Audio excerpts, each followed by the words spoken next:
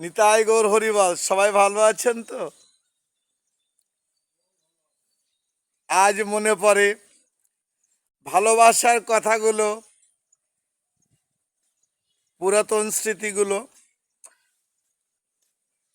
অতীতকে পিছনে রেখে বর্তমানে দাঁড়িয়েছি বৃক্ষ অসংখ্য লতার মাঝে।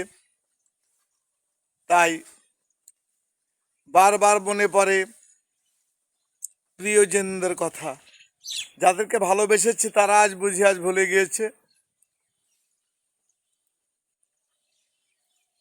তাই মনে পড়ে কথাগুলো, বারবার স্মরণ করছি।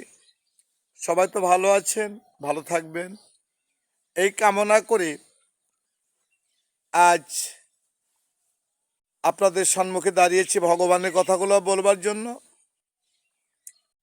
ভগবান বারবার বলেছেন, হে জীব, মিথ্যাকে পরিহার করে সত্যকে স্থাপন করে যুগে যুগে জন্মান্তরে ভগবানের উপাসনা করেও আমরা পাবো কি না এটা আমি জানি না।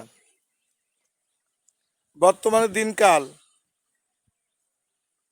কেউ কাউকে মূল্যায়ন করতে চায় না। আমি দেখেছি ক্রিয়া করছি, অনেকে গীতা পাঠ করছে, আবার মৃদু মৃদু হাসছে লক্ষ্য করে।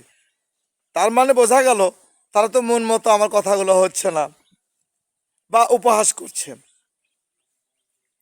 এই দৈনন্দিন এই হিংসাগুলো কিভাবে আসে আমি তো জানি না।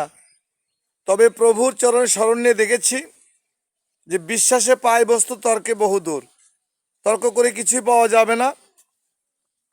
তাই বিশ্বাসকে স্থাপন করবার জন্য মানব দেহে যে আধ্যাত্মিক ভৌতিকগুলো ভাবনা আছে, কুলসিতগুলো দূরীভূত করে নিত্য উপাসনার মধ্য দিয়ে প্রাতকালে পূজা করেছি, ভগবানকে জাগিয়েছি, বাল্য সেবা দিয়েছি, মালা সুসম্পন্ন করেছি, তবু মনে কি যেন অভাব রয়ে গেছে।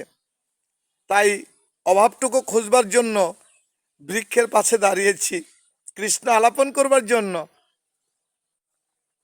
আর সেই সত্য কথাগুলো মনে পড়ে কি,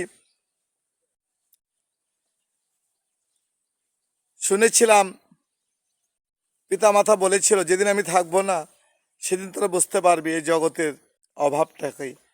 আজ মনে পড়ে। ভাবুন, অসৎ পথ অবলম্বন করে অনেক অর্থ করা যাবে বা করেছে, কিন্তু শেষে কি হবে? সব কিছু রেখে চলে যেতে হবে। নিতাই গৌর হরিবল, হরে কৃষ্ণ।